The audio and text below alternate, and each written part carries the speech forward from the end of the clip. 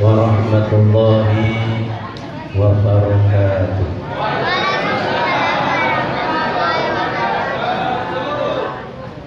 Assalamualaikum warahmatullahi wabarakatuh.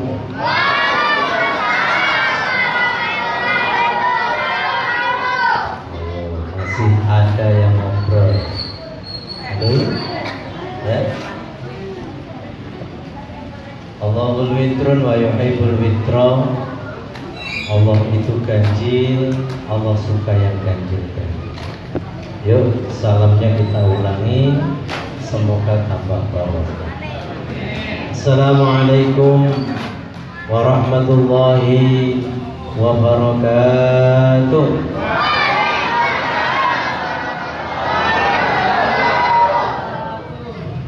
Alhamdulillahilladzi asra. Alhamdulillahilladzi arsala rasulahu bil huda wa dinil haqq liyudhhirahu 'ala dini kullih wa kafa billahi shahidan. Asyhadu an la ilaha illallah wahdahu la syarika lah wa asyhadu anna sayyidana Muhammadan 'abduhu wa rasuluh la nabiyya ba'dah.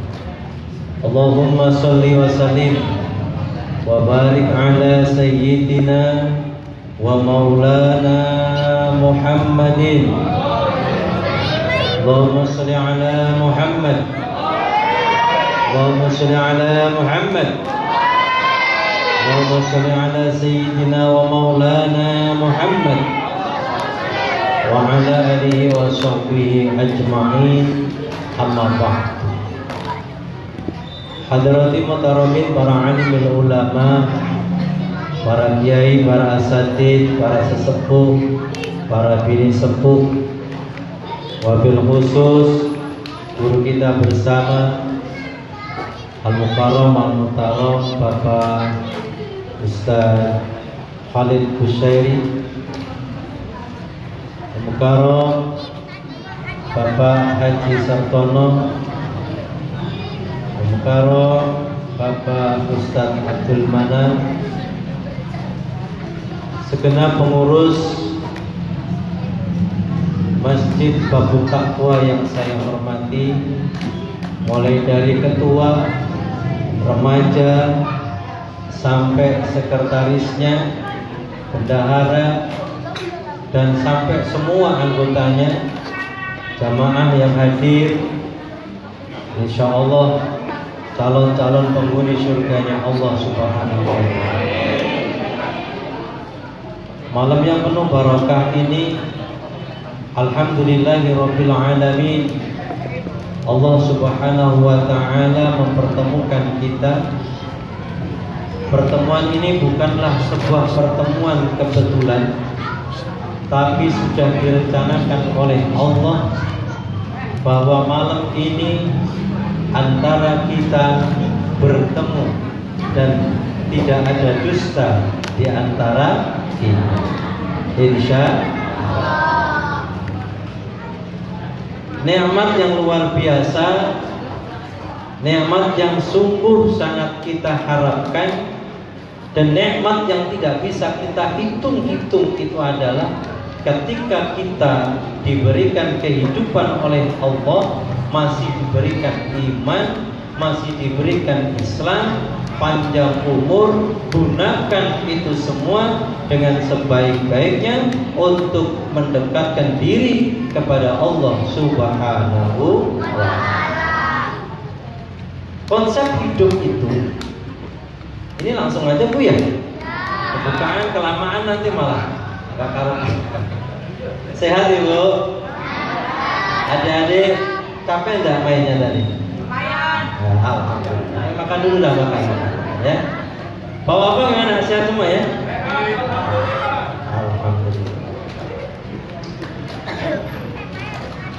Isra Mi'raj itu sebuah perjalanan, diawali dengan sebuah kesedihan dari baginda Nabi, karena ditinggal oleh orang yang paling dicintainya. Siapa? Pertama istrinya, kedua pamannya Abu Thalib. Istrinya siapa? Khadijah. Hari itu disebut Amul Husn, hari kesedihan. Kalau orang bilang tuh, kalau di kita itu namanya hari berkabung gitu. Berkabung.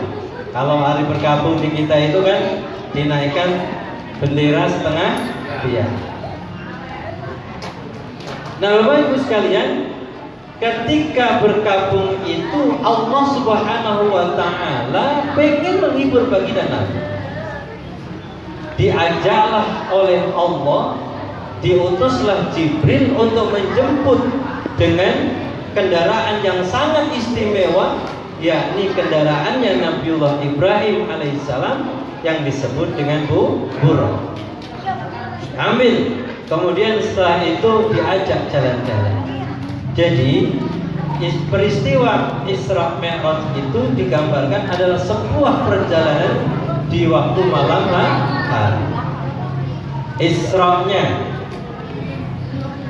Subhanalladzi asra bi'abdihi laylan minal masjidil haram ilal masjidil aqsa alladzi barakna hawlahu linuriyahu min ayatina innahu huwas sami'ul basyir. Sebuah perjalanan malam. Jadi kalau kita jalan malam-malam namanya Isra. Tapi kalau kita jalan di waktu malam, kemudian dilengkapi dengan perlengkapan linggis, obeng dan lain-lain, itu namanya apa ya? Begal apa? Sekarang musim Ibu, ya Allah. Kemarin itu ada perempuan motornya dibegal sampai keseret demi mempertahankan motornya. Itu nggak kasihan sama sekali. Sekarang itu luar biasa kejahatan di mana-mana. Yang dicari apa tuh? Yang dicari cuma cuan. Anak-anak kecil itu namanya cuan atau duit. Uang itu sekarang menjadi dewa buat kita. Uang bisa menjadi Tuhan buat kita loh, hati-hati. Ibu nggak ada duit, bingung. Ya kan? Sama, saya juga kalau nggak ada uang bingung, ya kan? Kalau nggak punya duit tuh belum ya. Perjalanan di waktu malam hari dari Masjidil Haram ke Masjidil Aqsa atau sekarang disebut Palestina yang sekarang lagi dibombardir, ya Bu. Nah, perjalanan itu luar biasa. Antara dari Masjidil Haram ke Masjidil Aqsa, Kanjeng Nabi Muhammad SAW dijemput sama Jibril. Perjalanan yang sangat singkat, cepat, gitu, naik kendaraan Buraq. Sekitar kira-kira dalam perjalanan itu, ini cerita sebentar ya Pak ya, nanti intinya pasti ada. Kalau orang cerita itu biasanya boring kalau dengerin, ya kan? Tapi tidak apa-apa. Nih. Buat itu loh, kira-kira 1 mil dari perjalanan itu. Kemudian dari sebelah kiri itu ada yang memacu. Muhammad, Kadia Muhammad, kesini Muhammad, mampir, gitu. Kemudian Muhammad tidak berkelit, kemudian tidak menoleh dan tidak apapun, sesuai dengan perjalanan yang diperintahkan oleh Allah menuju satu tempat yang lurus, satu tujuannya, dan tidak pernah baginda Nabi Muhammad itu toleh kegoda apapun. Kira-kira jarak berapa mil kemudian di sebelah sana, di sebelah kanannya dia itu ada yang manggil lagi, Muhammad, kemari wahai Muhammad, mampir dulu minum. Ya kan? Minum. Tapi baginda Nabi Muhammad tidak, terus lurus terus berjalan terus. Beberapa mil sebelum sampai di Masjidil Aqsa, baginda Nabi Muhammad dipertemukan dengan seorang wanita yang sedang bersolek dan berdandan cantik, tapi memanggil, ya Muhammad, ya Muhammad, go, berhentilah engkau di sini, istirahatlah barang sejenak di sini. Tapi baginda Muhammad tidak mau berhenti. Akhirnya sampailah Nabi kita Muhammad di Masjidil Aqsa. Begitu sampai di Masjidil Aqsa, apa yang terjadi? Kemudian sebelum baginda Nabi Muhammad memimpin sholat berjamaah para nabi dan rasul, kemudian tanya kepada Jibril, Jibril, bolehkah aku bertanya kepadamu? Tanya apa Muhammad? Begini Jibril, tadi ketika dalam perjalanan itu di sebelah kiri kita ada orang yang memanggil aku. Itu siapa wahai Muhammad? Wahai Jibril. Jibril menjawab, ya Muhammad, ketahuilah, itu yang memanggil dari sebelah kiri itu adalah pendeta dari Nasrani. Ya Muhammad, untung engkau tidak menolehnya. Kalau seandainya engkau menoleh sedikit pun, maka umatku nanti akan menjadi Nasrani semua. Ya Pak, orang nggak noleh aja sekarang Nasrani banyak. Ya kan? Terus yang di sebelah kanan itu siapa? Sebelah kanan itu, wahai Muhammad, ketahuilah, itu adalah rahib dari orang-orang Yahudi. Kalau seandainya engkau noleh sebelah kanan itu, kau menoleh dan engkau sempat berhenti, maka umatmu nanti akan menjadi Yahudi semua. Untung engkau tidak menoleh sedikit pun. Yahudi sekarang banyak.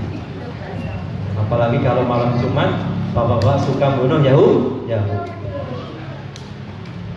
Kemudian yang itu, wahai Jibril, kok ada perempuan yang dandan itu mau memberhentikan saya? Ketahuilah wahai Muhammad, ketika engkau dalam perjalanan itu, perempuan itu adalah gambaran dunia wahai Muhammad. Ya? Dan dunia sekarang ini lagi berdandan, bersolek karena ingin ingin menyambut kedatangan. Kalau seandainya engkau berhenti di situ, maka umatmu semua akan menjadi ahli dunia. Orang baginda Nabi Muhammad tidak noleh aja, semuanya sudah ahli dunia. Orang Jawa bilang kedunya. Ada orang yang kayak gitu Pak? Ada yang begitu? Urusannya dunia terus gitu. Ada? Oh kita kok? Datang. Ayo mana orangnya? Yang ngaku. Sono. Orang sono. Ujung. Kita. Untung keempat. Setelah itu baginda Nabi Muhammad kemudian sudah siap di situ di Masjidil Aqsa itu, ya. Di Masjidil Aqsa itu sudah siap.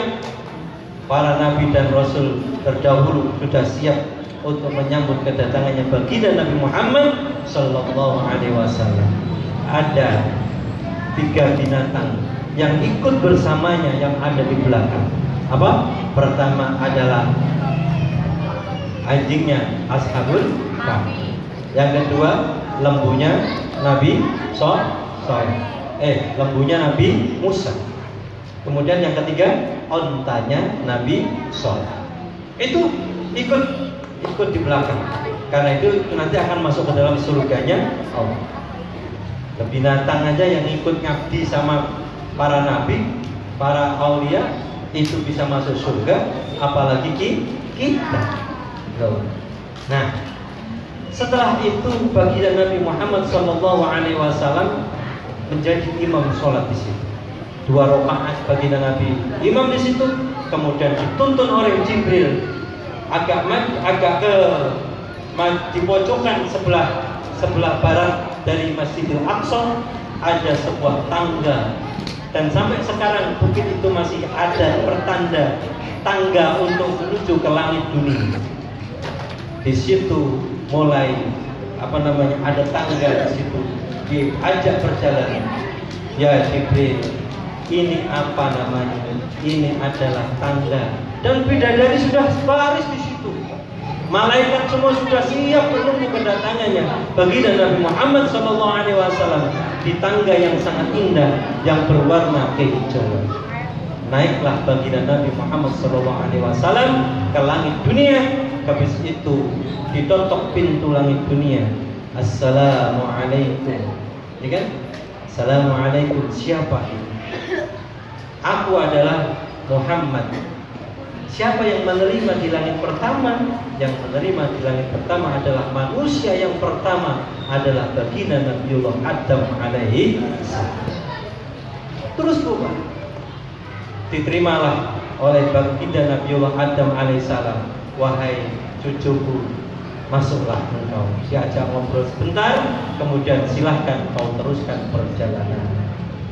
Naik ke langit dunia, ke langit kedua, naik ketiga, keempat, kelima, kemudian keenam, itu bertemu dengan Nabiullah Musa alaihi salam. Setelah itu begitu naik ke langit tujuh, di Sidratul Muntaha, beliau itu bertemu dengan orang yang sangat mirip dengan dia. Kemudian tanya kepada Jibril, ya Jibril, itu siapa? Itu siapa wahai Jibril? Kok mirip dengan aku? Gitu kan? Kemudian Jibril menjawab, itu adalah Ibrahim, adalah Nabi Ibrahim alaihi salam. Di langit yang ketujuh itulah yang disebut dengan Sidratul Muntaha, perjalanan terakhir baginda Nabi dengan Jibril, dan Jibril tidak mampu lagi untuk mengantarkan sampai kepada tingkatan yang lebih tinggi lagi. Kemudian baginda Nabi Muhammad SAW di Sidratul Muntaha, di langit yang ketujuh itu, kemudian baginda Nabi dibukakan pintu dan siap disambut oleh sebuah cahaya yang sangat indah, dan kemudian menuju ke Rafraful Afdal, kemudian bertemu dengan Allah Subhanahu wa ta'ala. Rinding. Nah, kemudian pertemuan itu luar biasa. Apa kata Allah dalam pertemuan itu?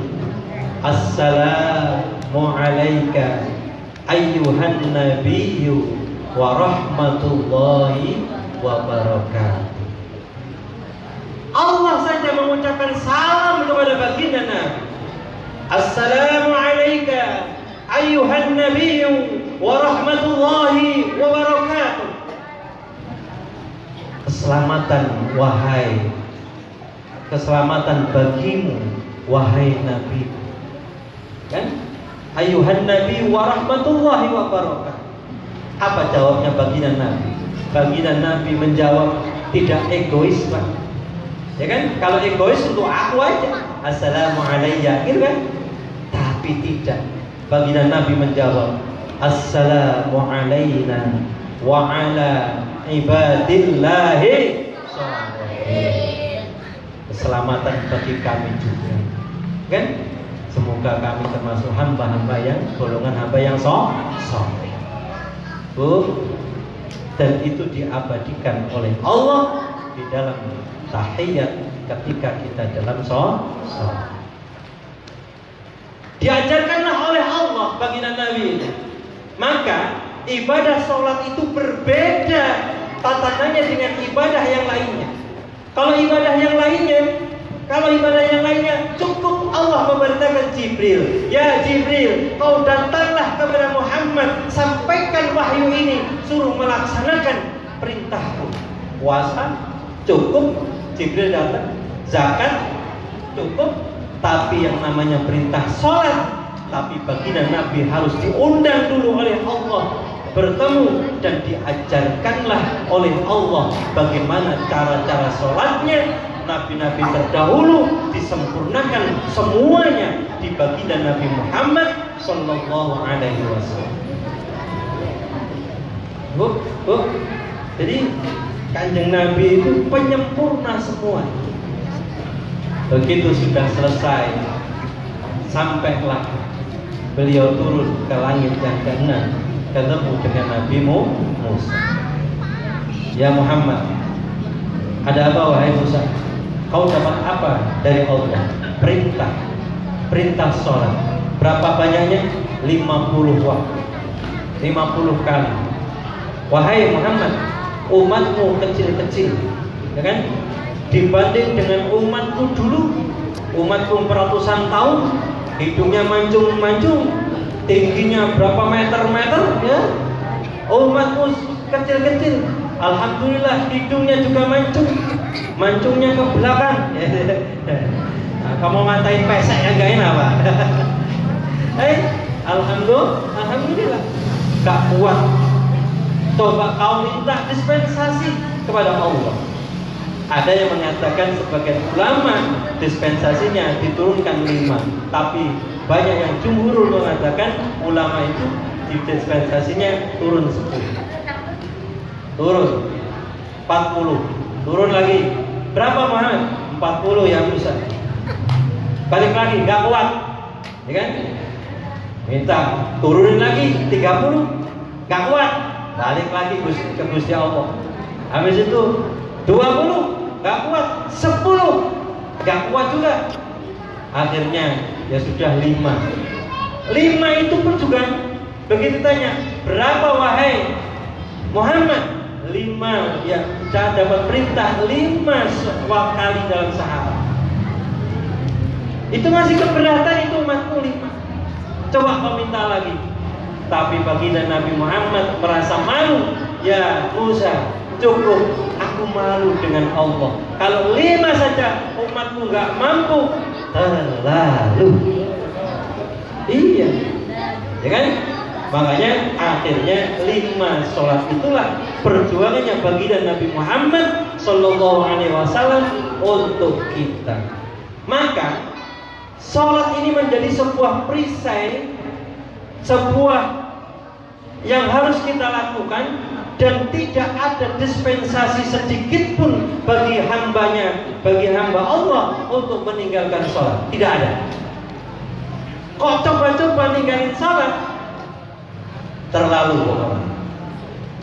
Makanya Kanjeng Nabi mengatakan as-sholatu imaduddin. Faqad aqomati faman tarokaha faqad hazama. Sholat itu adalah tiangnya agama.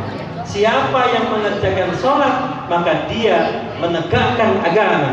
Dan barang siapa meninggalkan sholat, maka dia merobohkan agama. Nanti pada ujungnya itu akan kembali pada diri kita sendiri. Tak lanjutkan dan baginda Nabi. Akhirnya baginda Nabi turun ke dunia lagi dan disampaikanlah kepada umatnya. Intinya disampaikan kepada umatnya, dan orang yang pertama kali percaya kalau baginda Nabi itu adalah Isra dan Mi'raj adalah siapa? Abu Bakar. Maka Abu Bakar disebut dengan dikasih gelar Abu Bakar As-Siddiq karena beliau pertama kali membenarkan yang namanya peristiwa Isra dan Mi'rajnya baginda Nabi Muhammad Sallallahu Alaihi Wasallam. Dah habis ceritanya dari situ. Dah kemudian baginda Nabi menyeru kepada umat, kepada semuanya. Apa disampaikan oleh baginda Nabi? Karena itu adalah sebuah perintah dari Allah, dan itu keoriginalan. Kalau Allah mengajarkan kepada baginda Nabi, maka baginda Nabi menyatakan sallu kama ra'aitumuni usolli. Salatlah kamu sebagaimana aku sholat. Jadi mulai masuk nih Pak. Jadi orang sekarang sholat itu dari Kanjeng Nabi sampai sekarang itu sholatnya sama, diawali dengan takbiratul ihram dan diakhiri dengan sah. Apa yang membedakan yang membedakan adalah syar'inya, ada yang membedakan adalah fikihnya di dalam mensikapi atau di dalam menerjemahkan atau menganalisa berbagai macam yang terjadi. Semuanya intinya sama. Jadi kalau ada orang, kalau masih dia sholatnya sama, itu adalah saudara kita. Kalau ada yang golongan ini, golongan itu, sudah tidak usah dipermasalahkan. Dia yang penting masuk masjid, mau sholat, diawali dengan takbiratul ihram dan diakhiri dengan salam, ngikutin imam, berarti dia masih saudara kita. Ada yang begini-begini jadi masalah, ya itu Pak ya. Ada yang sholatnya ini begini jadi masalah. Ya udah biarin aja, masing-masing. Ibu-ibu sudah sholat belum tadi? Siapa yang belum sholat? Ayo ngaku. Ini mumpung peringatan Isra Mi'raj ini. Kamu tadi udah sholat belum toh? Yang benar. Sholatnya berapa rakaat tadi? 4 rakaat. Benar Pak? 4 rakaat.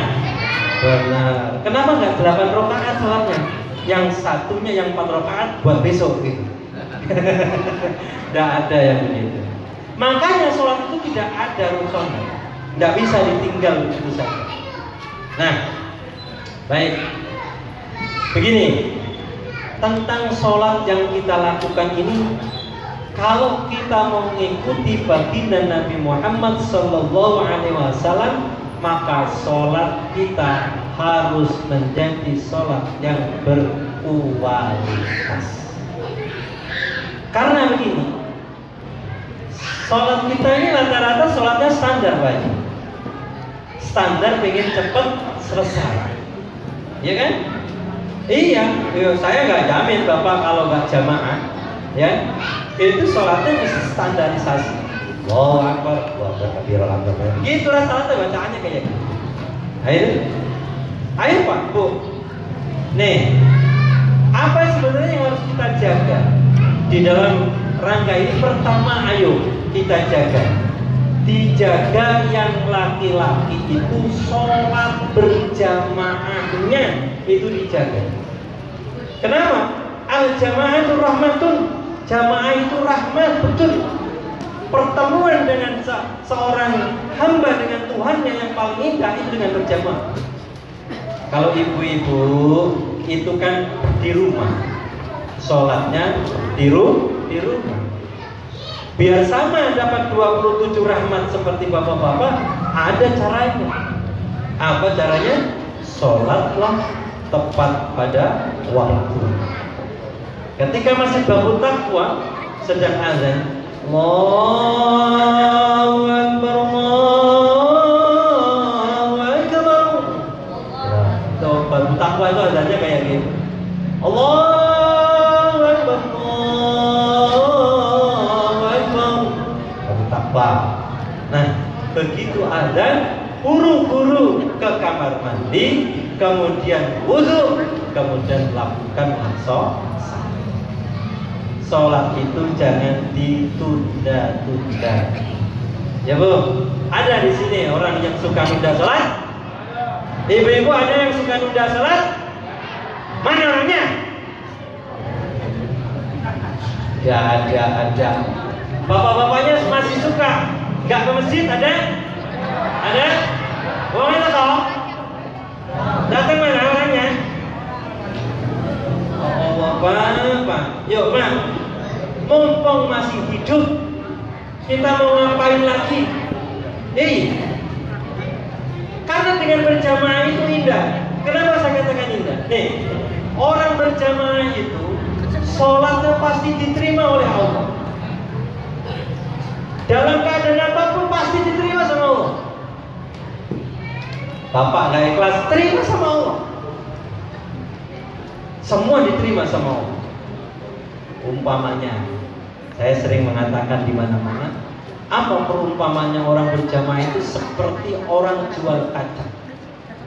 Ya, Pak Haji Sartono beli kacang. Begitu beli kacang, sama penjualnya, tidak mungkin akan dipilih yang bagus-bagus saja, kan tidak, rugi. Ya Bu, akhirnya dimasukin ke plastik semuanya, dihitung kiloannya, masuk nggak semuanya? Nah, ada di situ kacangnya yang muda, ada yang busuk, ada yang kopong, ada. Dibawa nggak sama Pak Sartono semuanya? Dibawa. Itu orang berjamaah itu kayak begitu. Nih, gambarannya terus kayak gimana? Kalau orang jamaah semuanya diterima oleh Allah, tapi pahalanya itu berbeda-beda. Kenapa? Tergantung keikhlasan dan keilmuannya. Makanya ada orang yang berjamaah kok digambarkan seperti kacang muda. Begitu dibuka sama Pak Abdul Manap, ternyata kacangnya tidak ada isinya, muda. Siapa itu? Orang yang masih tidak ilmunya yang sedikit. Orang yang ilmunya sedikit kan masih muda. Biarpun tua orangnya, tapi ilmunya sedikit, muda di hadapan Allah. Kecil pahalanya. Terus gimana? Ada lagi sama Pak Manap, dikasih sama Pak Sartono. Kang Manap, ini kacangnya, dibuka sama Kang Manap. Ternyata kelihatannya bagus luarnya, dibuka dalamnya kopong. Ada nggak ya kacang kayak gitu? Di sini ada ya, di masjid itu kacangnya kayak gitu. Kacang kayak begitu ada nggak? Siapa orang jamaah kayak begitu? Lapisannya bagus, ternyata niatnya bukan untuk sholat kepada Allah. Dia mengaku bahwa itu sholat, mengaku itu adalah sholat saya, bukan pamer pada orang lain. Habis itu. Benar, ada orang begitu Pak. Kelihatannya jubahan bagus kayak saya begini, ya? Ternyata niatnya sholat ke masjid, riya. Hati-hati, terutama imam-imam masjid. Imam itu Pak, bahaya sebahaya-bahayanya, karena dia harus menjaga keikhlasannya untuk menjadi imam. Seorang pemimpin itu sebahaya-bahayanya. Pemimpin, dia harus bertanggung jawab kepada rakyatnya. Kalau ada kecurangan, silakan nanti bertanggung jawab sama yang dipimpinnya. Kullukum ra'in wa kullukum mas'ulun an ra'iyatihi. Setiap pemimpin itu adalah bertanggung jawab kepada rakyatnya. Pemimpin apa aja udah, presiden kayak, ya kan? Pak Menteri kayak, siapa lagi? Siapa? Siapa pokoknya, Pak RT kan? Semuanya adalah bertanggung jawab. Termasuk kita itu bertanggung jawab kepada diri kita sendiri. Nah, kita ini pemimpin nih. Pemimpin jasad kita ini mau kemana kita memimpin? Hati-hati makanya. Nih, jadi imam itu pilihan. Jadi pemimpin itu dipilih. Gak sembarang orang maju tiba-tiba jadi imam, gak bisa. Harus dipilih. Tar dulu, ente mau maju ngapain? Saya mau jadi imam. Bacaanmu kayak gimana? Ya? Bacaanmu kayak gimana? Kayak begini, gak layak. Udah, ganti lagi. Ya? Makanya menjadi pengurus masjid itu luar biasa. Apalagi Pak Sartono pernah kejadian di masjid saya. Itu pas saya ada di situ. Itu saya hentikan. Begitu sudah selesai sholat, karena khutbahnya ada bacaan yang tidak, rukunnya nggak dibaca, akhirnya saya umumkan, Bapak-bapak sekalian, nanti setelah Jumat itu, karena tadi kurang sempurna khutbahnya, maka habis Jumat itu nanti kita sempurnakan sholat kita dengan sholat duhur. Tadi makanya harus tahu, harus memilih betul-betul khotibnya, jangan asal-asalan. Ya, bahaya karena dia membawa umat. Imam itu bahaya. ketika nanti dia mau masuk surga nih, ternyata ada imam yang tidak dimasukkan surga oleh Allah. Protes, ya Allah, semuanya sudah masuk surga, ya kan? Orang sedekah masuk surga semua. Terus orang yang hadir pengajian majelis taklim malam ini semuanya masuk surga. Amin dong. Didoain. Orang yang di majelis taklim ini semuanya masuk surga semua, ya Allah. Tapi ya Allah, kenapa saya, padahal saya ahli Quran, saya bacaan Quran saya bagus, kenapa Engkau tidak masukkan surga aku? Apa kata Allah? Kamu tidak layak di tempat surga ini. Kenapa ya Allah? Ketika dulu Engkau menjadi imam, kau ingin, niatmu bukan untuk mencari ridhoku, bukan ingin mencari pujianku, tetapi Engkau ingin dipuji oleh manusia. Sesungguhnya pujian itu sudah aku berikan kepadamu dulu di dunia, dan saat ini engkau tidak layak untuk mendapatkan pujian dari aku. Ihab, pergi engkau, masuk neraka. Hati-hati, jadi imam. Jadi imam itu hati-hati. Enggak sembarang pokok imami itu bisa baca Quran dikit. Harus bacaannya yang bagus. Jamaah ya Pak. Begitu dibuka lagi, dikasihlah sama Pak Haji Sartono ke Kang Mustofa. Mus, ini kaca. Dibuka, ya kan? Begitu dibuka, busuk dalamnya. Siapa itu? Orang yang sholat adalah orang yang punya jiwa munafik. Ada yang begitu Pak orangnya? Ada nggak? Di sini ada orangnya? Di sini mah nggak ada di sini ya. Semuanya, pokoknya masuk surga semua. Ya Allah, luar biasa. Makanya rugi. Sempetin betul yang laki-laki khususnya. Sempetin betul untuk datang ke masjid untuk berjamaah. Berjamaah Pak, tidak apa susahnya, ya kan? Azan berkumandang, berhenti kerjanya, kemudian berjamaah ke masjid. Penting itu Pak. Yang ibu-ibu, yang indah pokoknya di rumah. Sholatnya juga dijaga dengan baik, tepat waktu. Insya Allah sama dapat pahalanya seperti bapak-bapak ketika dia ke masjid. Ini loh yang ingin saya sampaikan Pak, sholat ini harus dijaga. Ternyata begitu sangat indahnya, ini lama-lama bergelombang ya. Udah lah gak apa. Nah, gak enak gitu nyandung-nyandung gitu. Ternyata sholatnya itu, gimana supaya sholat itu menjadi sholat yang berkualitas? Karena gini, Allah berfirman ini, Alladzi khalaqal mauta wal hayata liyabluwakum ayyukum ahsanu amala. Terus wa huwal azizul Ghafur. Itu Pak, di surat Al-Mulk ayat kedua. Alladzi khalaqal mauta, dialah Allah yang telah menciptakan mati dan hidup.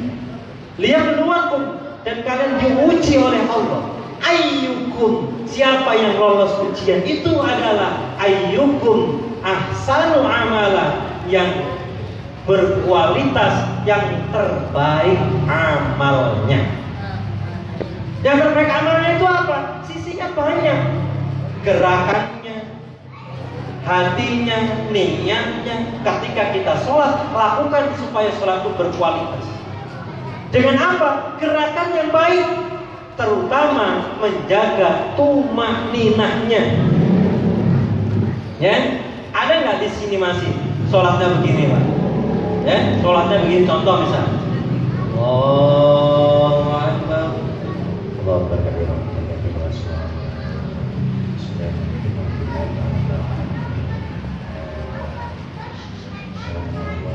Belum juga begini loh Pak. Sudah. Oh, sujud. Ada nggak yang begini Mas? Ada. Ada. Mana orangnya? Aku pengen tahu. Pak, apa yang harus kita lakukan biar berkualitas? Sholat dijaga dengan baik, tumakninahnya. Kalau baca jangan cepat-cepat, ya kan? Allahu Akbar, Allahu Akbar katsiran, walhamdulillahi katsiran, wa subhan. Tahajud mewarnai dengan seperti itu akan indah. Bismillahirrahmanirrahim.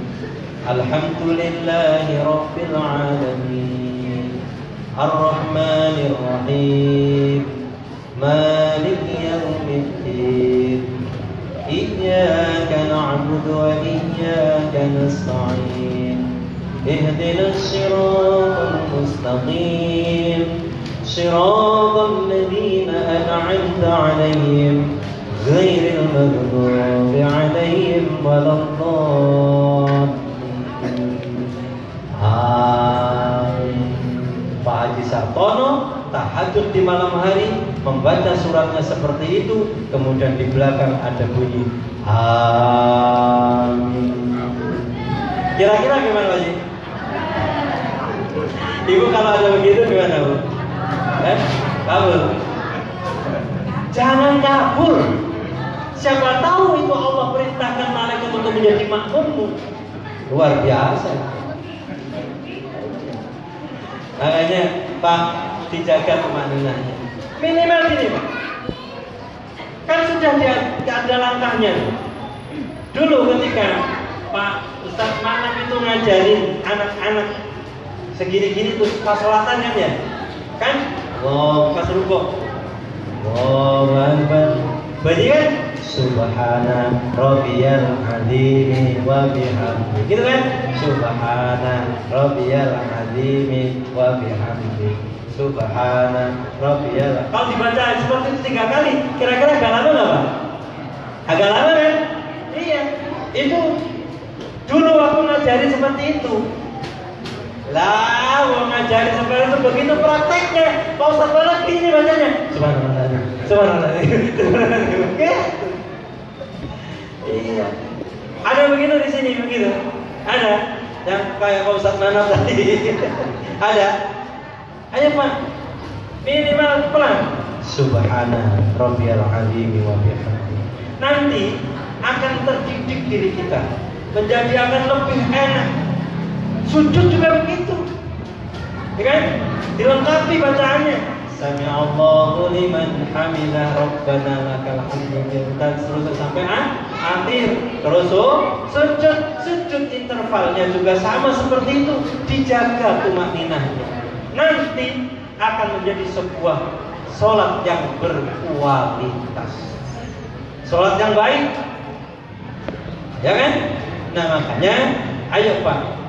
Mumpung ini Isra Mi'raj itu kan kita ngingetin sholat kita aja. Sholat kita itu harus dibenerin. Nih Pak, testimoni. Beberapa bulan yang lalu itu ada sahabat saya datang ke rumah. Datang ke rumah itu tangannya begini, agak stroke ringan. Saya tanya, gimana cara sholat? Kemudian dipraktekkan di depan saya. Oh begitu. Coba sekarang dibenahi. Saya ajarkan yang seperti tadi yang saya sampaikan. Pelan, pasti dilengkapi bacaan, jangan dikorupsi, ya kan? Jangan dikorupsi bacaan.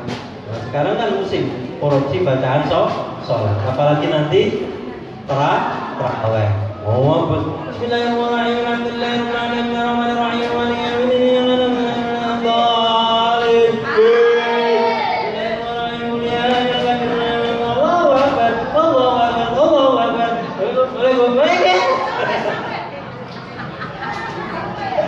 Ya Allah, ada yang sholatnya mau ngebut, ada 5 menit selesai ya.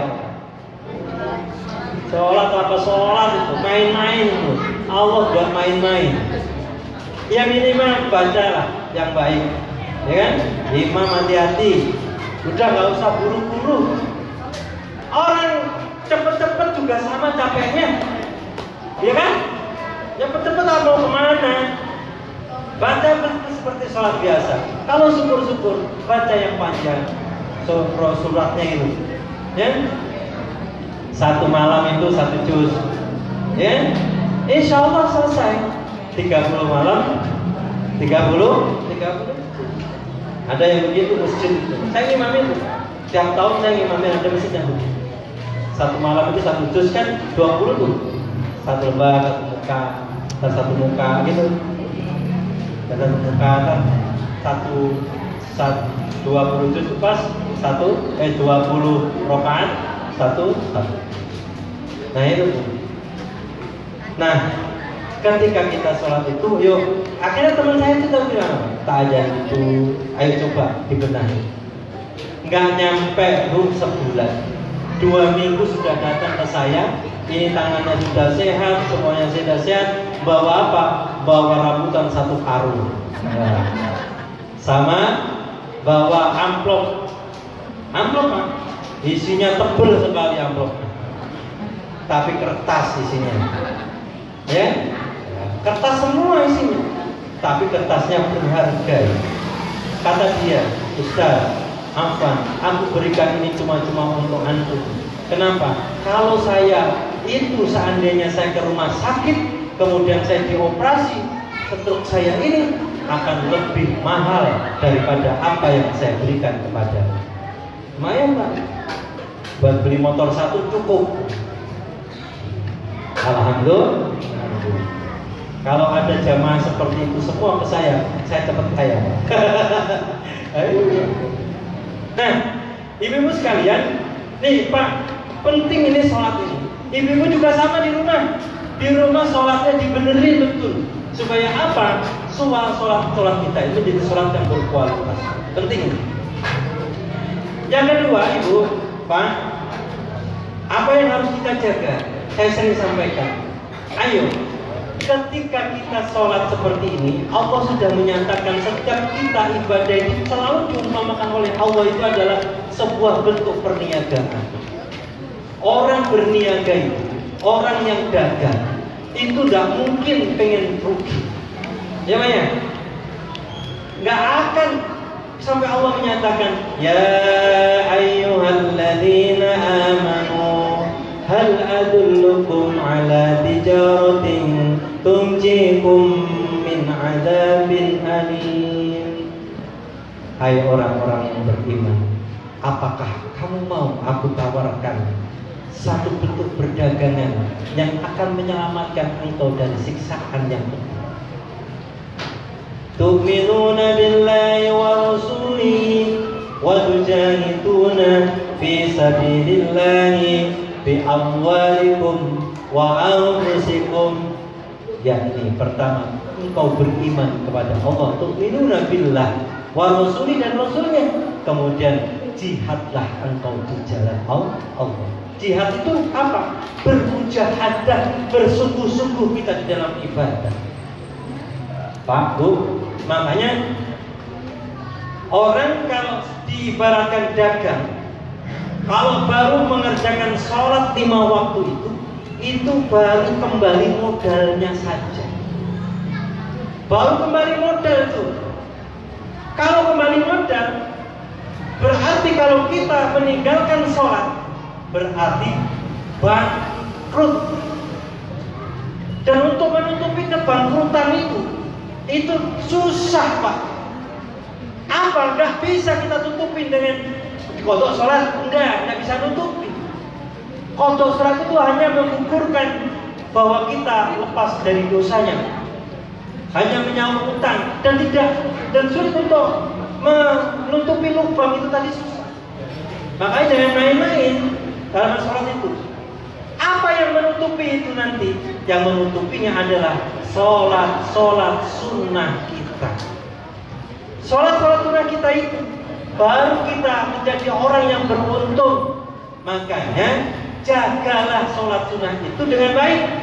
Apa? Pertama, sholat rawatibnya ayo kita jaga. Nih, kalau bapak-bapak sholat di rumah masih sempat enggak sholat rawatib? Jujur Pak, jujur. Kalau misalkan sholat di rumah, nih masih sempat enggak sholat rawatib, sholat duhur, qobliyah duhri, masih sempat tidak? Enggak. Jarang yang terjadi, udah. Bener. Jangankan bapak-bapak, saya juga sama. Tapi berusaha, begitu dapat ilmu itu, saya luar biasa mencoba untuk selalu. Pokok bagaimana saya bisa rawat. Kalau adzan itu buru-buru Pak, wudu langsung buru-buru ke masjid atau ke musola. Biar apa? Waktu time-nya itu biar saya dapat rawatibnya, qobliyahnya. Ayo Pak, ini siasat Pak. Ini siasat untuk menuju kepada Allah. Barang siapa yang sering bertemu dengan Allah, pasti Allah akan menemui diri. Dengan apa bentuk pertemuannya? Tentunya satu, dengan rahmatnya Allah. Ibu masih beruntung hari ini diberikan sehat oleh Allah, karena ibu sering bertemu dengan Allah. Dan malam ini adalah sebuah pertemuan antara hambanya dengan Tuhannya. Ini malam. Makanya Allah temuin kita malam hari ini. Allahumma shalli ala Muhammad. Yuk, biar gak ngantuk. Sallallahu ala Muhammad. Sallallahu alaihi wasallam. Sallallahu ala Muhammad. Sallallahu alaihi wasallam. Sallallahu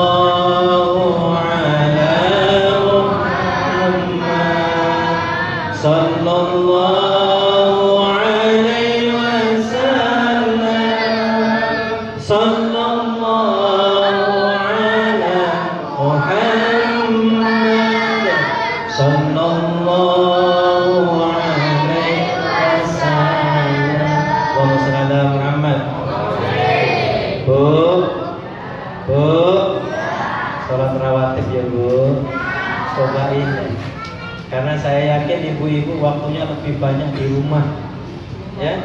Kalau di rumah waktunya banyak, lakukanlah begitu azan berkumandang, sholat rawatib. Begitu wudu, sholat rawatib usolli sunnata qobliyata duhur atau qobliyatal asr. Terus lakukan. Nanti setelah itu baru sholat duhurnya, sholat asyarnya.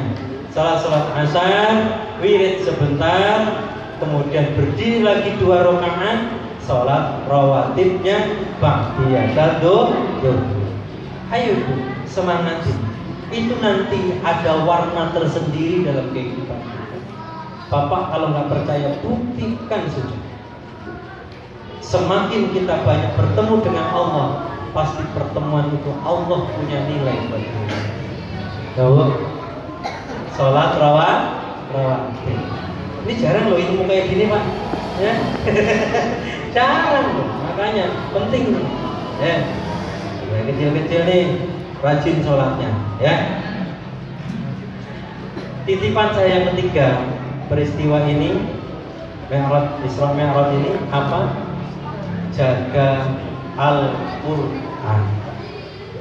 Ini saya tadi senang sekali tuh mendengar kalau di sini diajarkan tilawatil Quran. Kalau kita belajar Al-Quran itu Pak, syukur-syukur kita bisa belajar qiraatus sab'ahnya, belajar tajwidnya, belajar makharijul hurufnya, semua kita belajar. Nah, kalau kita belajar Al-Quran itu ada bahasa yang disebut dengan tilawah, ada yang disebut dengan qiraah, ada juga bahasa dengan sebut tadarus. Apa itu tilawah? Apa itu qiraah? Apa itu tadarus? Begini, kalau qiraah itu adalah membaca Al-Quran disesuaikan bacaannya itu sesuai dengan tajwid dan makharijul hurufnya. Itu namanya baru tilawah. Yang sering kita lakukan tiap hari. Contohnya begini. Yusabbihu lillahi ma fis samawati wa ma fil ardh. Lahul mulku wa lahul hamdu wa huwa ala kulli syai'in qadir. Huwa alladhi khalaqakum faminkum kafirun wa minkum mu'min. Wallahu bima ta'maluna bashir. Khalaqas samawati wal arda bil haqqi wa sawwarakum fa ahsana suwarakum wa ilayhil mashir. Ya'lamu ma fis samawati wa ma fil ardi wa ya'lamu ma tusirruna wa ma tu'linun. Wallahu 'alimun bidzatis sudur. Terus itu baru namanya tilawah. Disesuaikan dengan tajwidnya. Itu baru tilawah. Loh, kalau qiraah bagaimana? Qiraah itu adalah membaca Al-Quran kemudian dimaknai dengan baik, kemudian mencoba untuk mengerjakan dengan anggota badan. Contoh tadi, yusabbihu lillahi ma fis samawati wa ma fil ardh. Kalau kita qiraah, kita mencoba untuk mendalami apa isinya dari ayat itu. Sedang bertasbih apa-apa yang ada di langit dan apa-apa yang ada di bumi. Kemudian itu kan perintah. Allah memerintahkan kita bertasbih. Ya, apa-apa yang di langit, apa-apa yang di bumi saat ini sedang bertasbih. Masa saya sebagai hamba Allah tidak mau bertasbih? Akhirnya kita melakukan sebuah tasbih. Subhanallah walhamdulillah wa la ilaha illallah wallahu akbar. Subhan walhamdulillah wa la ilaha illallah wallahu akbar. Itu baru kita qiraah, membaca ayat Al-Quran kemudian diresapi kandungan di dalamnya, kemudian kita mengamalkan dengan anggota badan kita. Itu qiraah. Loh, Kanjeng Nabi gimana dulu? Kanjeng Nabi Muhammad SAW ketika pertama kali menerima wahyu dari Allah, ternyata baginda Nabi juga tilawah, juga qiraah. Apa yang disampaikan oleh Jibril ketika di Gua Hira bertahanus baginda Nabi? Iqra bismi rabbikal ladzi khalaq, khalaqal insana min 'alaq, iqra wa rabbukal akram. Terus alladzi 'allama bil qalam, 'allamal insana ma lam ya'lam. 5 ayat. 5 ayat yang disampaikan oleh Allah kepada baginda Nabi Muhammad. Satu saja. Ketika baginda Nabi disuruh membaca Iqra bismi rabbikal ladzi khalaq, maka baginda Nabi juga membaca, hai Muhammad, ikutin Iqra bismi rabbikal ladzi khalaq. Berarti Kanjeng Nabi tilawah, membaca. Terus apa? Ketika baginda Nabi disuruh memahami Iqra bismi rabbikal ladzi khalaq, bacalah wahai Muhammad atas nama Tuhanmu yang telah menciptakan. Begitu berarti Kanjeng Nabi disuruh membaca oleh Allah. Gampangannya itu, Pak Sartono saya minta tolong bacain ini, gitu kan? Masa Pak Sartono ikutin saya, Pak Sartono bacain ini, kan nggak mungkin. Apa yang dilakukan Pak Sartono baca. Baginda Nabi juga begitu diperintah oleh Allah. Iqra ya Muhammad, bacalah wahai Muhammad atas nama Tuhan. Terus kemudian baginda Nabi membaca apa? Baginda Nabi pada saat itu membaca apa? Membaca dirinya. Baginda Nabi membaca apa lagi? Membaca sahabatnya. Baginda Nabi membaca apa lagi? Baginda Nabi membaca lingkungannya. Kemudian baginda Nabi membaca bangsa dan negaranya. Semua dibaca oleh baginda Nabi atas nama Allah Subhanahu wa ta'ala. Dibaca.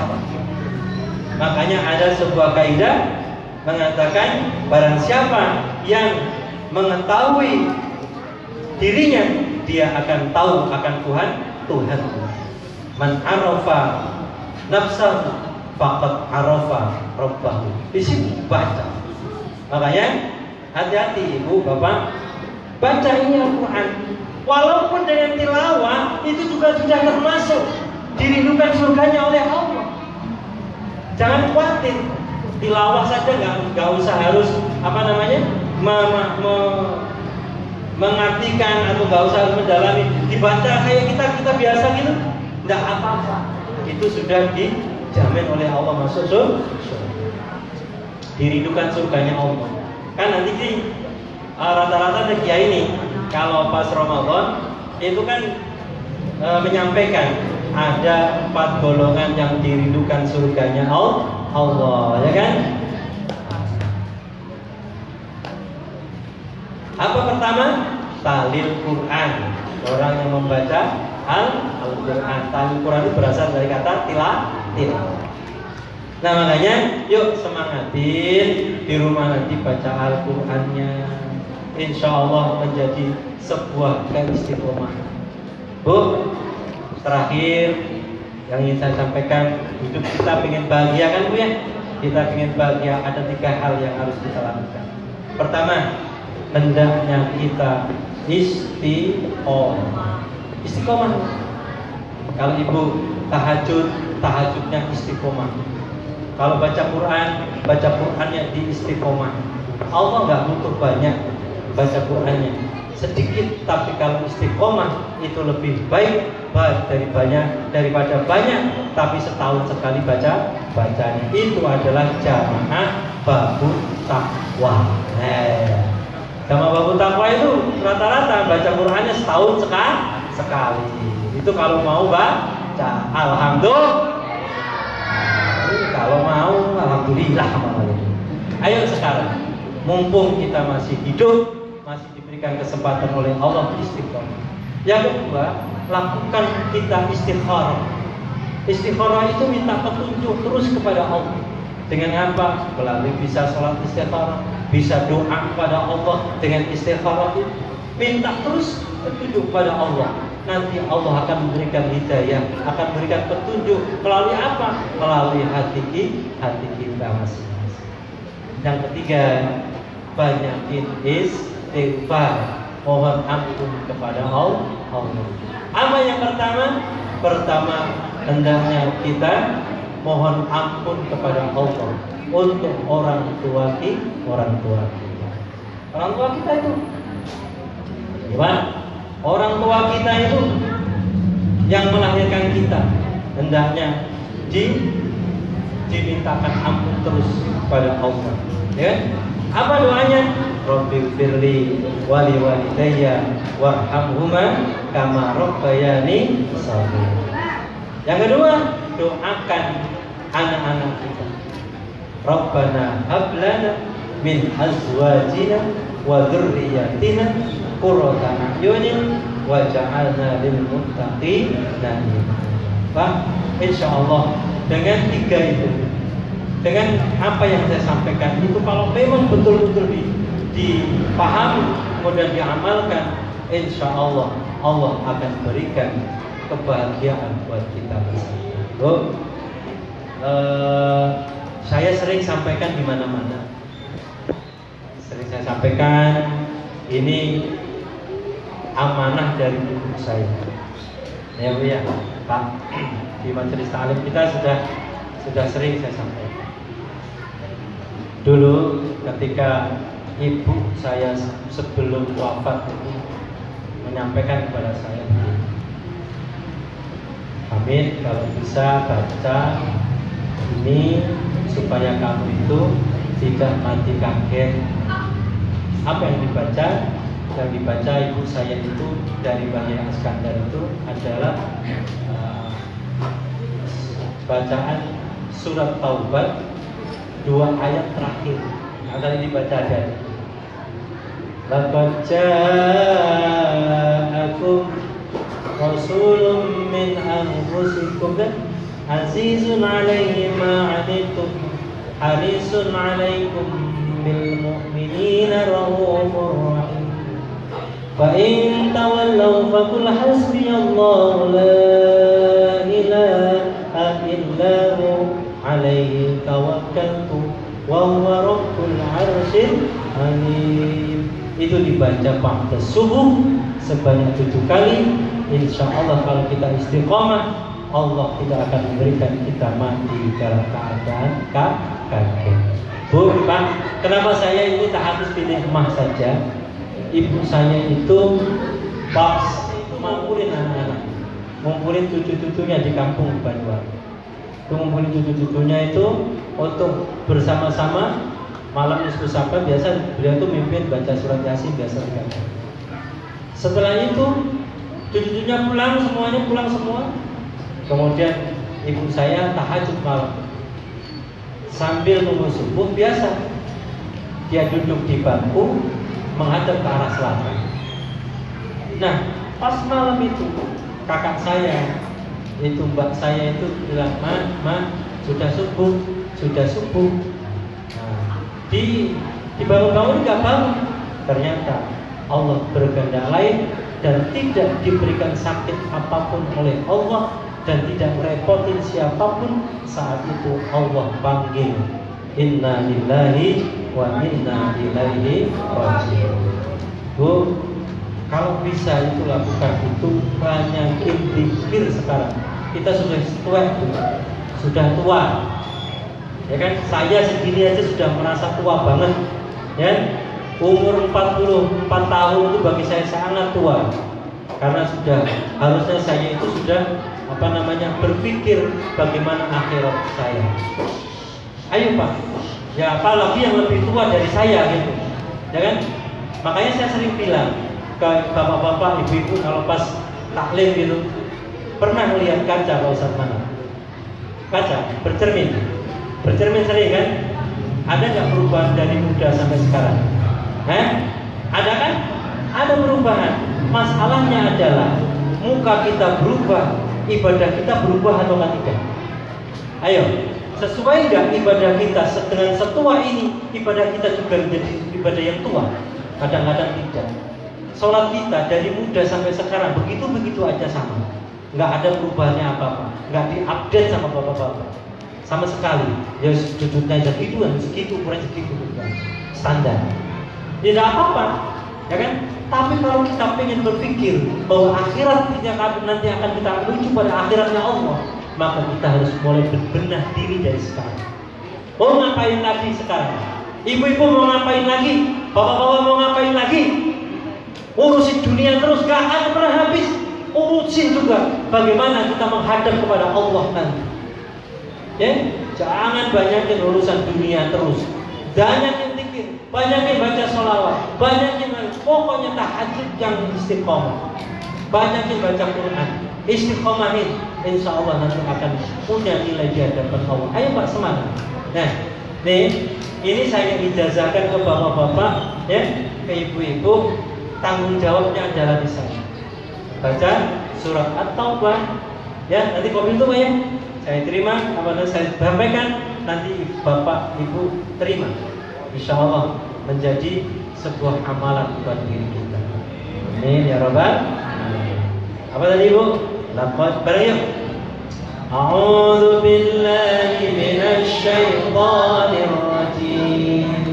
Bismillahirrahmanirrahim. Laqad ja'akum rasulun min anfusikum azizun 'alaihi ma 'anittum harisun 'alaikum bil mu'minina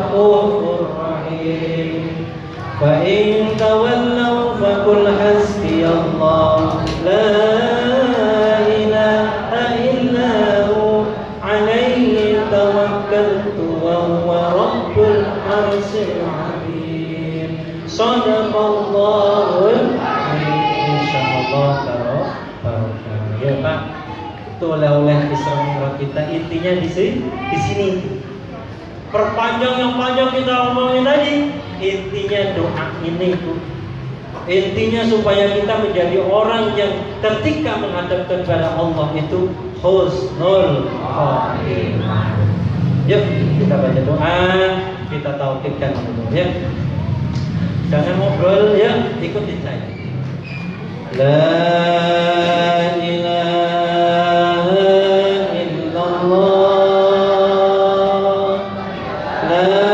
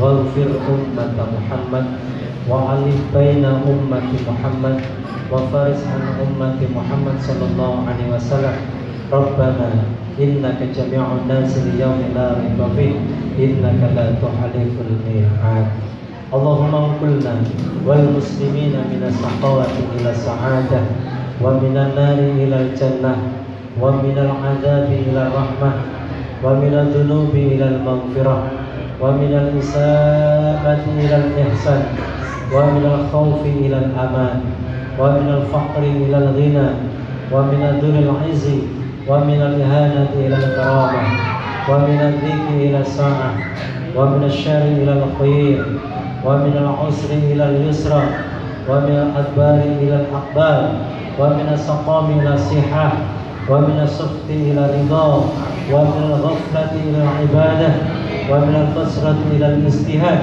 ومن الخذلان إلى التوفيق ومن البدعة إلى السنة ومن الجور إلى العدل اللهم أعنا بنا في الدنيا وعلى الدنيا بالتقوى وعلى التقوى بالأعمال والعمل بالتوفيق وعلى جميع ذلك بلطفك المفضي إلى رضاك المنهي إلى جنتك المسكوب ذلك بنظر إلى وجهك الكريم يا الله يا الله يا الله يا رب يا رب يا رب يا غوث يا غوث يا غوث يا أكرم الأكرمين يا رحمن يا رحيم يا ذا الجلال والإكرام يا ذا المواهب والعظام أستغفر الله العظيم.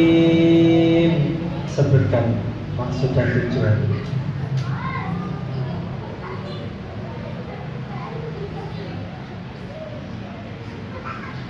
Allahumma inna nas'aluka taufiqa limahabika minal a'mali wa sidqa tawakkuli 'alaika wa husnul dhanbika wa ru'yata man siwak ilahi latifu ya razak ya wadudu ya qawi ya matin nas'aluka talatika istiqrama fika wa lutang syamila bilatuka rizqan wasi'an hani'an mari'a wa sinan tawila wa amalan shalihan fil aimani wal yaqin wa mulazamatan fil haqqi wad din wa 'izza wa sarafa yabqa wa itabadula subuta kabur wa la'atu wa fasal innaka sami'un qarib. Rabbana hab lana min azwajina wa dhurriyyatina qurrata a'yunin waj'alna lil muttaqina imama.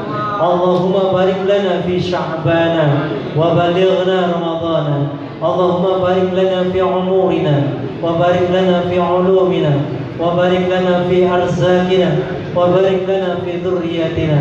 Allahumma ij'alna fi awladina wa anfusina wa talamidina wa ustadina min ahli ilmi wal khair waj'alna wa iyyahum minan najihin wa su'adal maqbulin waj'alna wa iyyahum min ibadika sholihin. Rabbi habli minas sholihin. Rabbi ja'alni muqimas sholati wa min dzurriyyati. Rabbana wa taqabbal du'a. Rabbana atina fid dunya hasanah wa fil akhirati hasanah wa qina adzabannar. Wa sallallahu ala sayyidina Muhammadin walhamdulillahi rabbil alamin. Terima kasih, mohon maaf atas kurang lebihnya. Faqadur jari-jari syaifi furud wa nafurul lima jarah halisan. Apabila ada pedang melukai tubuh, masih ada harapan untuk sembuh. Tapi kalau lidah ini lukai hati, kemana obat dan dicari? Sampai ketemu pada acara dan gelombang yang sama. Assalamualaikum warahmatullahi wabarakatuh.